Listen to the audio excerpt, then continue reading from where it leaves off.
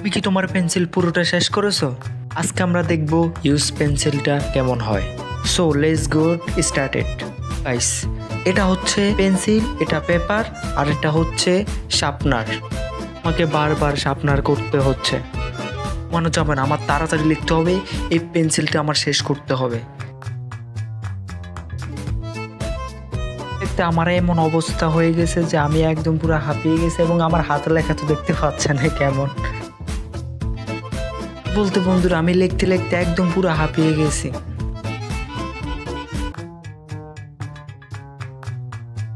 ঘুম চলে আসছে লিখতে লিখতে।